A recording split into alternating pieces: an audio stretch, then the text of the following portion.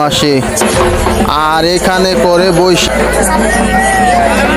এই হলো চড়ক পূজা। 1 বছর পর পর এখানে চড়ক পূজা করে থাকে এখানকার লোকেরা।